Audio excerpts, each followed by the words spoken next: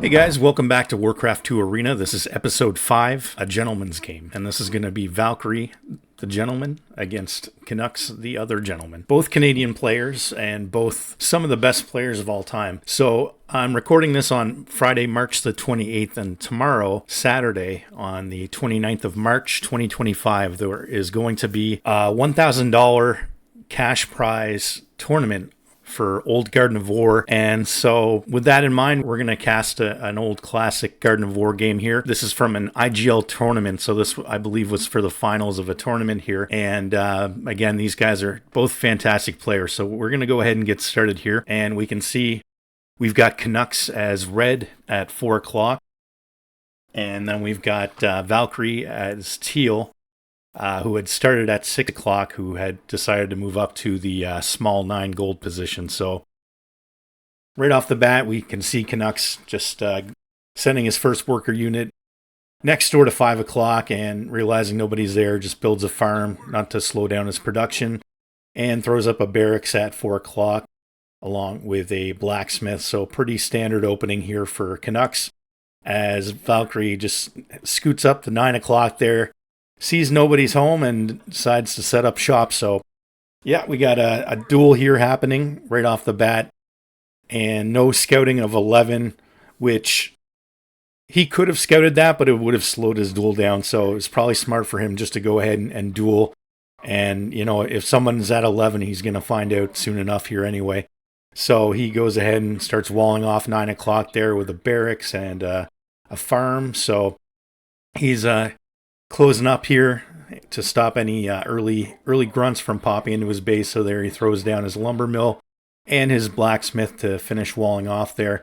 As we can see, Canucks down at 4 o'clock built some walls behind his gold mine to increase his gold flow as he chops a corner piece underneath the gold mine there too, just to, again, increase gold production. That's one of the downsides of 4 o'clock is you've really got to spend some time and resources setting up your gold flow.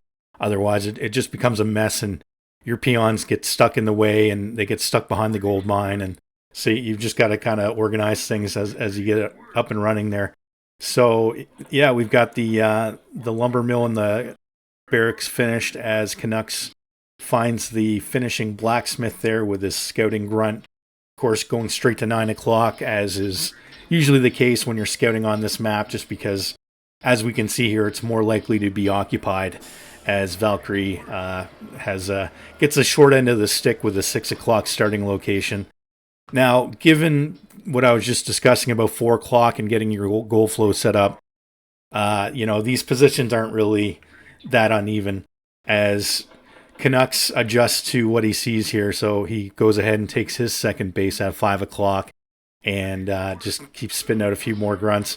So he goes underneath small 9, seeing that it's walled off as he probably expected, but you do see Valkyrie throwing up a tower there.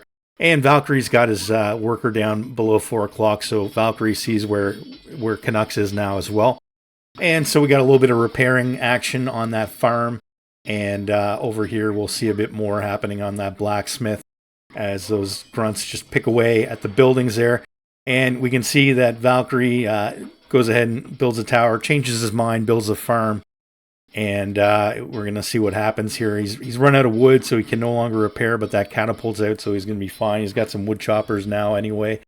And Canucks' 5 o'clock town hall finishes, so he's going to be able to start pumping out units here. So yeah, we've got a bit of a shyster situation going on there. 4 o'clock with Valkyrie, who's throwing up a tower. We'll see if Canucks can scout this in time. If that tower finishes, he can throw a farm next to the one he's already built, and that'll wall it off completely. But Canucks is wise to that, finds the farm, forces Valkyrie to cancel the tower, and essentially he's going to lose that farm. So yeah, I mean, it was a failure in one sense, but also not much of a resource commitment there. And he now has a better feel for what's coming from Canucks, so he sees it as grunts are there. So he at least knows that he's not on the way to his base to attack him here. And anyway, we'll see where things go from here as Canucks goes hold. And Valkyrie is probably going to be doing the same here, if not already. And yeah, so the upgrade and the arms race has begun. We can see another barracks going up for Canucks there at 4 o'clock. And yeah, we see that Valkyrie is just about to hit hold. And he has also thrown up a barracks. So even keel here, guys. We got 2 players, both with 2 bases, a hold, and 2 barracks. So more or less on the same page here. The Ogre Mound getting repaired. And so as soon as that finishes, he should be going up straight to Fortress. Or maybe not. He actually doesn't have the wood. So yeah, repairing your Ogre Mound is usually a good idea because it lets you just kind of skip right up into the Fortress stage. But if you don't have the wood to upgrade immediately, it's maybe not necessarily the smartest thing to do, just because you're wasting resources and repairing it, where if you don't have the resources anyway, you might as well just wait it out. But it does allow you to start producing ogres sooner as well. But yeah, anyway, there goes the Fortress. So we can see right on cue there, Canucks following suit. And yeah, so you can see Canucks has used 5 o'clock for pretty much all of his farms there. So yeah, basically saving 4 o'clock, all of his real estate there for production units. And yeah, so we've got 3 Raxes to, again, 3 Raxes here. And yeah, so Ogre production has begun. And things are going to start heating up here soon. So yeah, both of these guys just pretty much staying clear of each other early in the game. And just really going for the econ builds here. So both kind of playing it safe.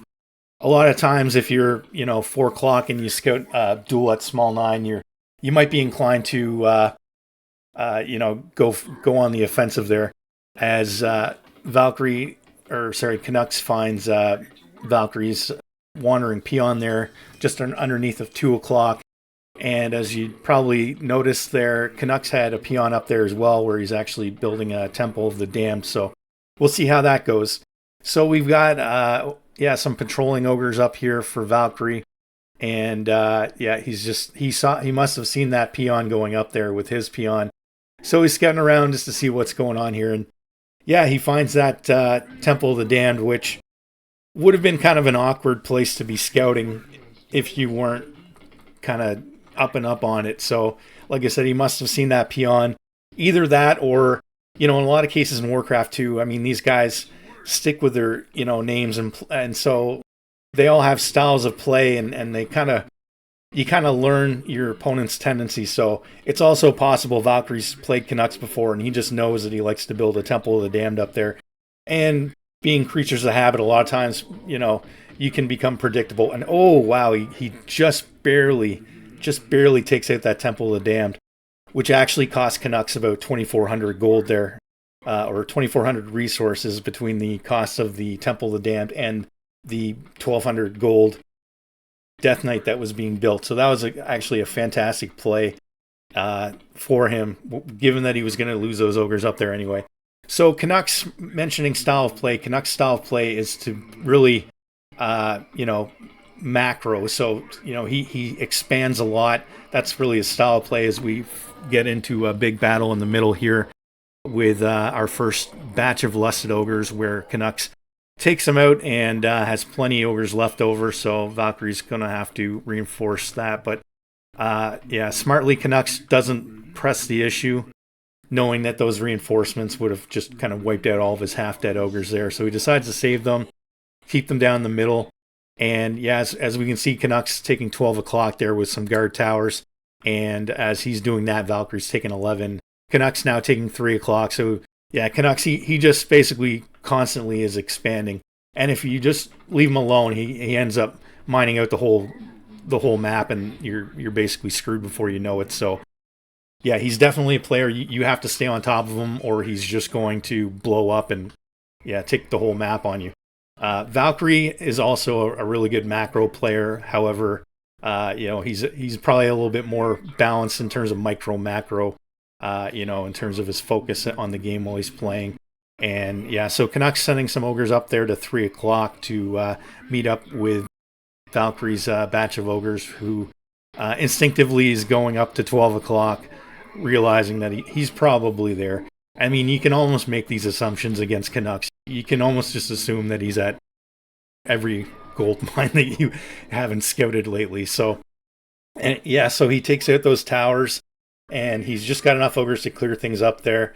And yeah, so we've got 1, 2, 3, 4, 5, 6 racks is producing there, and Canucks early patrolling grunts behind 5 o'clock get taken out there by a small group of ogres from Valkyrie, and we've got some more action going up there at 12 o'clock, where Valkyrie is still pressing the issue. And we've got a Death Knight up here just outside of 3 o'clock for Canucks. We'll see if he does anything with that. And as we can see here, Canucks runs right into 11 o'clock. And yeah, small 9 is blown now. So Valkyrie definitely needs to get another base up and running here to continue with his gold flow. Yeah, so Valkyrie's just able to barely, just barely hold off that attack at 11 o'clock here, as he also with 6 barracks is producing. Canucks goes under small 9 there, see what he can dig up, and as he's doing that, he's been scouted at 2 o'clock, and 12 o'clock is just barely hanging by a thread here. He just barely saves that town hall, which only has a few hundred hit points left. Yeah, Canucks tries to hide an ogre inside of 11, which can be a good idea sometimes, where they'll think it's clear, wall off, and then all of a sudden you pop them into the gold mine, and one ogre can kill a lot of peons. Yeah, it's probably takes about a dozen peons to kill an ogre, if that. I'm not sure exactly, but anyway.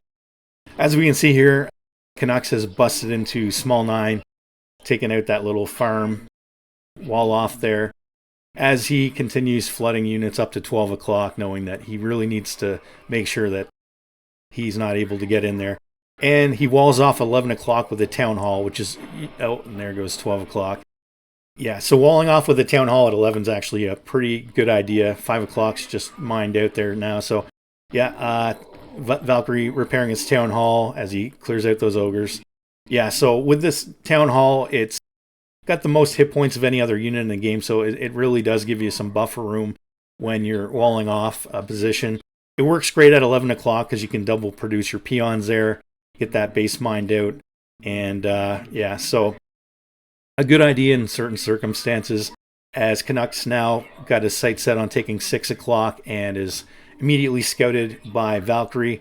And yeah, so we've got another little scuffle going on here at small 12. And yeah, 11 o'clock mining strong, so Valkyrie is just barely hanging on to his map presence there at 12. The scout is killed by Canucks at 6 and again at 3. So yeah, Valkyrie's got a pretty good pulse on what Canucks is up to right now in terms of expanding and really just trying to stop it from happening. Yeah, so there we go with 12 o'clock again and 2 o'clock. So really just pounding away at those 2 spots, and Canucks relentlessly taking them over and over again, not giving up on that. And again, he's got 3 mining pretty hard, and now 6 o'clock's quite established with about 6 guard towers as he loses 12. Unfortunately, Canucks only got so many units and so much focus in the game where, you know, you can't protect everything at once. You know, when you're expanding everywhere at all times, that's not a problem. And Valkyrie here is about to run into a pack of Lusted Ogres, and he's going to lose that quite convincingly. So not a great position for Valkyrie right now, who still mass producing. He's chopping into the middle gold mine as he's sending everything he's got down to 6 o'clock. He really needs to stop that, as we can see again with those 6 towers. Now, yeah, with Canucks having 6 ogres there to reinforce those towers, he's going to hang on to that base. And as he does that, he's taking small 5. So, yeah, these guys are just everywhere in this game. Like, I feel like I'm casting like a 2-on-2. Like, there's just so much action going on here. So, yeah, basically Valkyrie is just barely getting in there at 6 o'clock and doing some damage, taking out those peon workers as he catches Canucks off guard running through the forest. And he's also going to catch his Death Knight there. So you're not seeing much Death Knight action in this game. It's pretty much all Bloodlust. One thing I would like to have seen here is some more runes action. Runes is a great spell. I mean, it's basically the cost of an ogre, and especially in a longer game, it can do tons of damage. I mean, it's basically kind of like a landmine that lasts for quite a while, and if you run your units through it, it does significant damage, so it can kill ogres, kill workers, and yeah, so even just one good hit pays for the spell's cost. But yeah, these guys are obviously too busy to be doing that anyway. So yeah, again, 6 o'clock, and yeah, small 5's been scouted. So 6 o'clock is going down. Valkyrie still just pumping out those 6 barracks and just flooding his ogres all over the map. Here is, again, 11 o'clock, still going strong. And he's got that temple at small 12, really just not doing anything, as he hits pretty good calculated hit there on small 5, takes out all of the workers, as of course Canucks clears that up with his 8 ogres. Alright, so now Canucks has discovered that he's chopping out in the middle there off of his small 9 base, and so he's flooded in some ogres there, doing some pretty good damage, taking out a lot of workers. And yeah, so Canucks really needs to hold this for a variety of reasons, as he clears out a bunch of workers at 3. Even though the mine was blown, it was still a pretty good hit there, just taking out all those workers who otherwise would have just gone up to, 12 or whatever base Canucks decided to take out next. But as you can see here, Canucks clearing out all the workers at small 9, as his 3 o'clock gets taken down, and his 12 o'clock also gets taken down. He's reinforced 6 o'clock with some more towers there. And yeah, so here Valkyrie just waiting in for his reinforcements here to take out these ogres, which are going to take out that town hall, and that's going to hurt. So yeah, so we're seeing here Valkyrie again having the map control at 12, not letting Canucks take that mine, where Canucks is really mining small 5 pretty hard here at the moment. And as we can see, a bunch of workers flooding down to that left middle mine for Valkyrie, so he can start mining that. Yeah, so a lot of towers there. I don't think Valkyrie's going to have enough firepower to get through all those, as he loses a group of units there at small 12. Yeah, so as we can see, he's got that just right amount of towers to hold that off, as again Valkyrie sends a unit in the small 5. Just that one ogre, but in a hectic game like this, sometimes just flinging one unit into a gold flow like that can take out quite a bit before your opponent realizes it, when they're being caught up in all this action. So yeah, anyway, we can see that, oh, there we go. We've got a little bit of action with that Death Knight. Didn't really do too much there, kind of caught him off guard, but Valkyrie again hitting small 5, taking out all those workers. So Canucks he's got to be running out of workers at this point. I mean, he's lost countless of them, and yeah, so as we can see here, Canucks with another big batch of ogres, outnumbering Valkyrie here. However, as he's engaging there, Valkyrie is pounding away at his small 5 town hall, hopefully to kill it. And anyway, so we can see Valkyrie now is mining pretty solid there.